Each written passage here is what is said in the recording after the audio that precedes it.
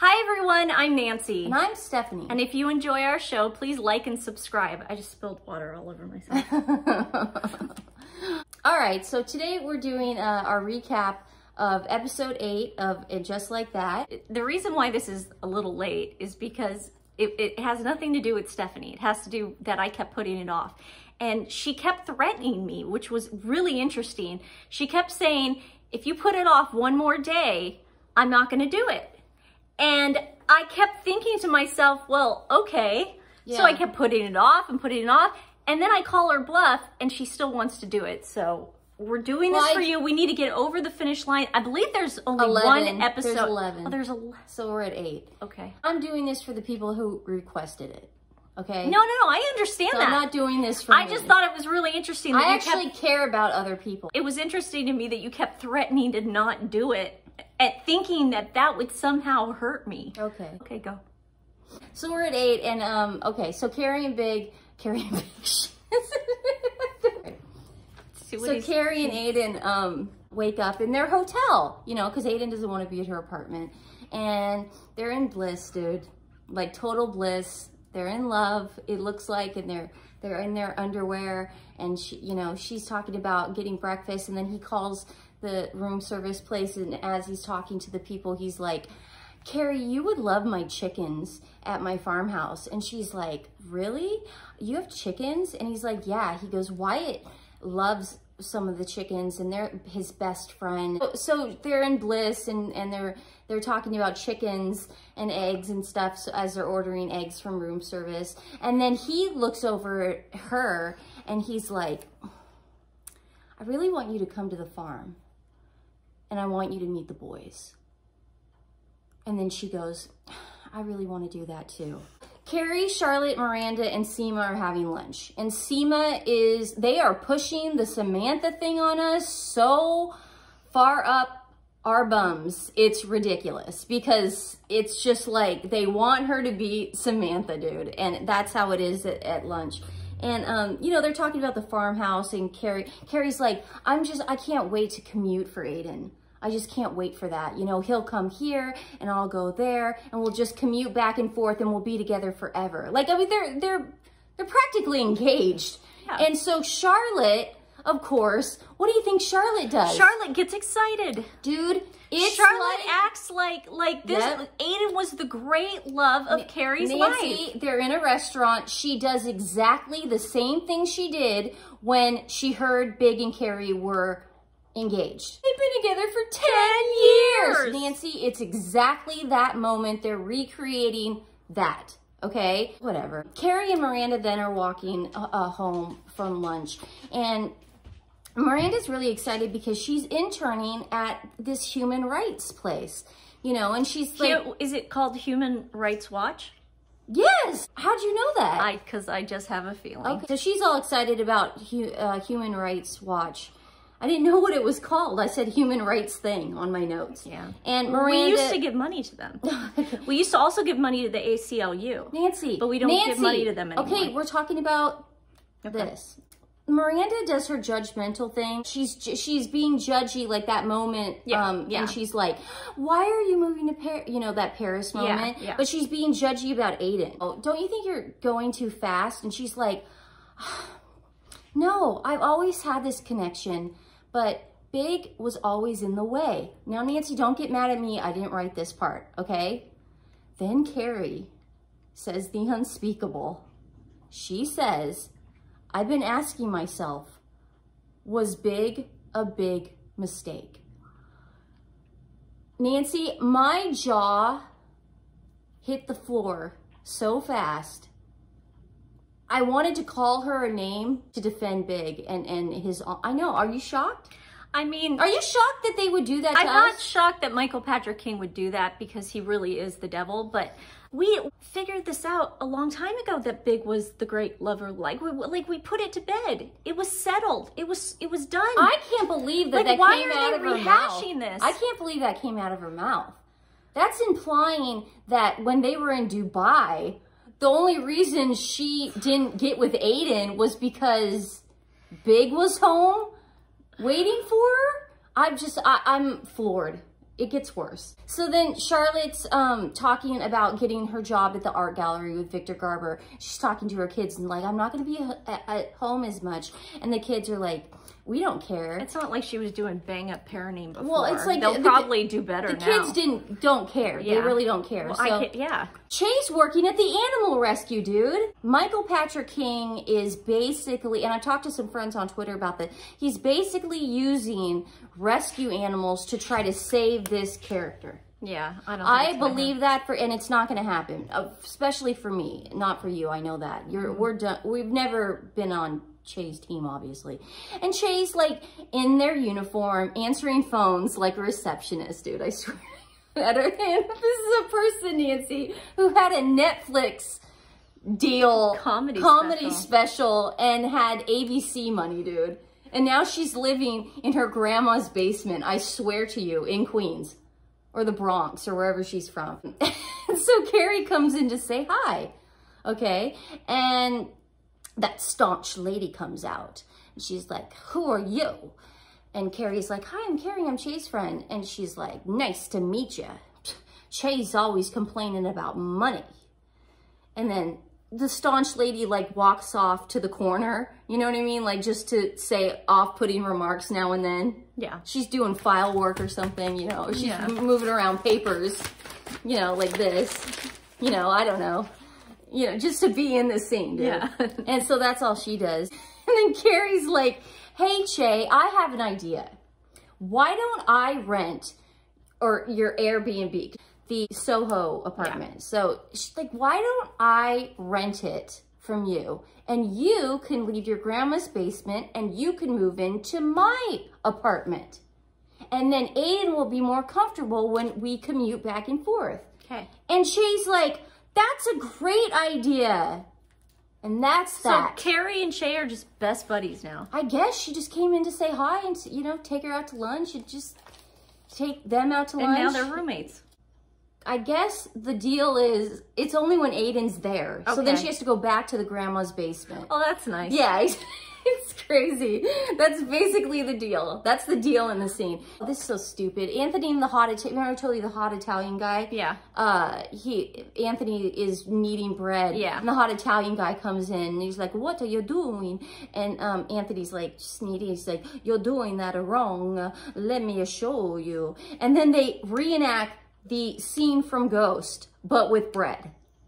And that's that. This is awful. You know, I gotta be honest. I love PTA Lisa, the actress in real life. I actually really like her. I like her too because she was in that Martin Lawrence film, Blue Streak. Yes. And that was one of my favorite movies She's growing been in up. a lot of TV shows that I used to watch as a kid. Yeah. A lot of things. And I really admire her.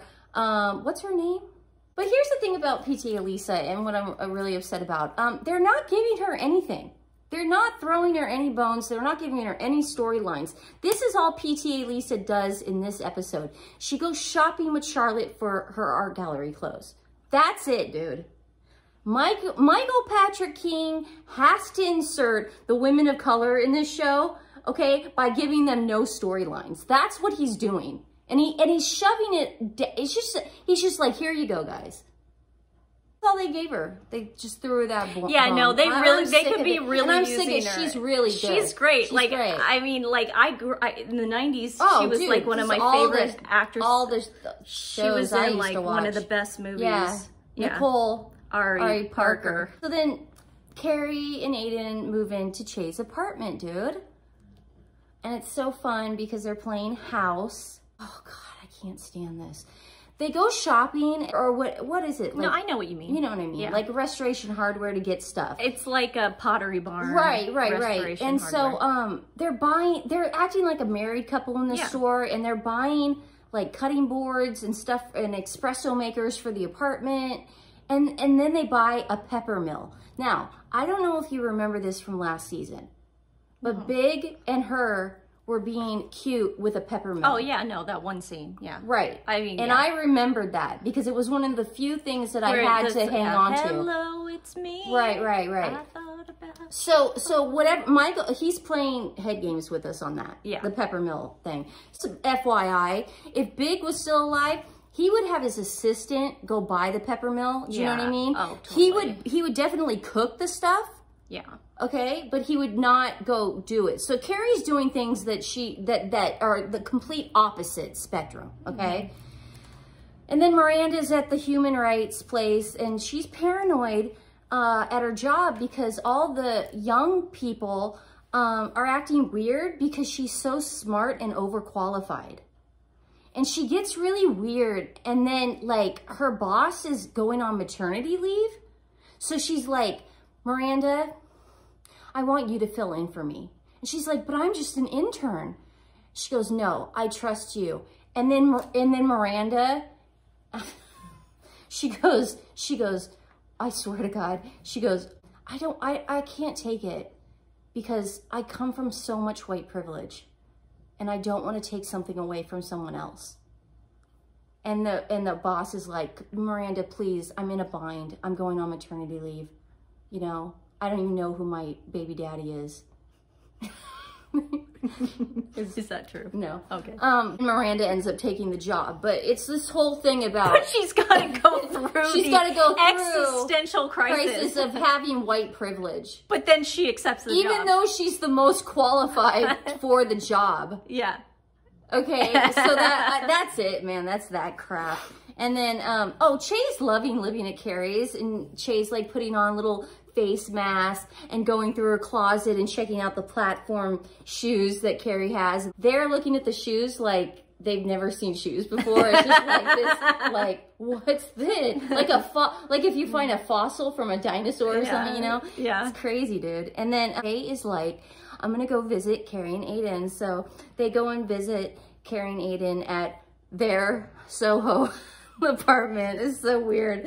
And Aiden's just making chili and drinking beer. Yeah. And Che loves that. That's right up Che's alley. Che's like, I'll have a beer with you. Yeah. And they're just acting like a married couple, and Che's like drinking beer and loving it. And Che's making bad jokes the whole time. Yeah.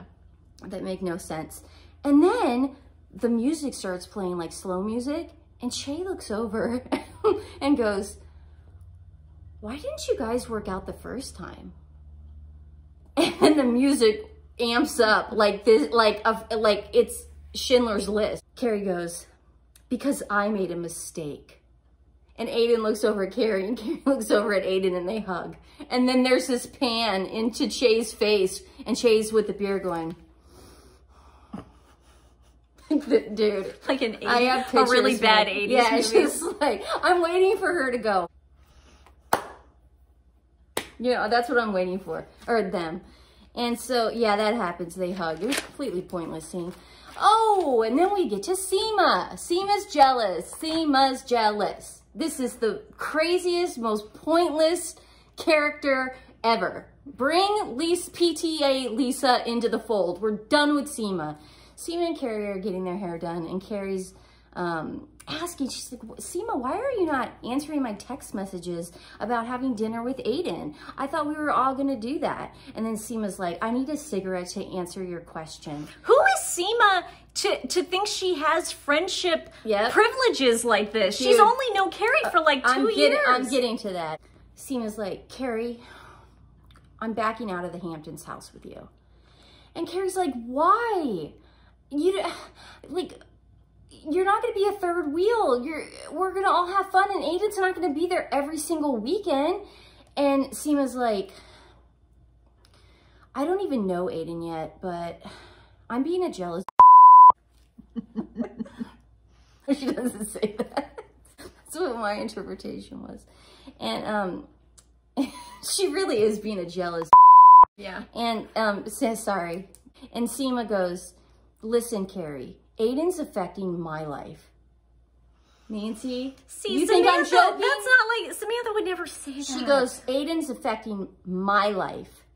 And you're right, Samantha would never do that. You're so right, dude. Comparing her to Samantha is just a stretch, I think. We're going to call her Selfish Seema. That's her new name. Okay. She just doesn't want to, she goes, I just don't want to spend a fortune and have this feeling of resentment towards Aiden the whole time.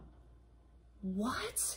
She's been friends with her for 5 minutes. She's known Carrie for 5 minutes. What was she planning on not hooking up in the Hamptons? And like, is she in love with Carrie? Yeah, like wouldn't she be doing her own thing? thing and bringing in boyfriends and dudes? I mean, what? And so Carrie's like, Seema, I don't want to lose you. I swear, Nancy, and they're out in the rain, like on Madison Avenue, like out in the rain, and she's smoking a cigarette. And then Seema goes to Carrie and goes, Carrie, I need space from you. Okay, who cares? Yeah, that's what I'm saying. Who cares? Space. Okay. They haven't seen each other in probably 3 weeks. Like, what does that even mean? Who cares? I know. I don't even care about this character. You. I put WTF at the end of that. I mean, but who cares? I don't care about, okay. So Aiden, Charlotte, Miranda, and Carrie are at dinner. And they're talking and they're laughing, and it's like old times. You know what? I can deal with this. Because Seema's not there. Yeah. But guess who walks in the restaurant, dude? And makes a grand entrance. Seema does, dude. Oh, man. She ends up showing up. And you know what she does? She looks over, she sits down, and Aiden's so sweet. He pulls out the chair, and she goes, man after my own heart already. Like, what? You hated this guy 8 hours ago. You know what I mean? Like, what are you talking about? And then Seema sits down. Has nobody ever pulled a chair out for her before? I guess she was dating that European. I would imagine that she always had the chair pulled out for her. So then she looks over at Carrie and goes, thanks for giving me space. And they hug. It's literally been 8 hours later. That's the space she needed to come to terms with Carrie being happy. Nancy, none of this made sense. And then at the end, Carrie's in her apartment. She's pulling out a suitcase and she goes, and just like that, I went to Aiden's farm. So next week, Carrie's going to be meeting the boys, and that's that. And I just want to say that that episode was not pleasant. That was a doozy. It was not, Nancy, it's almost like the writing's getting like Clockwork Orangey, where you're not understand. You know what I mean? It doesn't make much sense. What'd you get out of that? I'm going to say what I said last week. If Chris Noth hadn't been Me Too'd, yes, this would have never happened. He would have definitely come back as a ghost in every episode. Or they wouldn't have killed him off. Yeah. Yeah, they knew in advance. They knew what they were doing. They knew what they were doing. Yeah. So I'm just like, I mean, like I said, I'm not gonna waste tape. I'm not gonna waste my energy doing this. There's other stuff to talk about. So I'm sorry. Can you not spend the rest of the day mad at me though? No. Because that seems to be the trend lately, that I talk about Sex in the City, and then Nancy, you look at me like I'm the devil. Dog Rescue, we are going to feature the Asher House in Estacada, Oregon. Right now they're having an epidemic of their dogs getting pneumonia, and it's really sad. A lot have passed away over it. And it's so freaking sad. So they need help with their vet bills. So I will put the link in the description below. If you can't give them any love, that's fine. It really does help if you share their link with your friends and family and just get the word out that this little shelter could use some extra attention this week, this month, this year. Anything else? No, I would pull the Luna, anything my else? Dog Luna, anything else? It's my dog Luna Bella. She's upset too. Have a great day, Okay, guys. bye. We will see you soon. Love bye. you.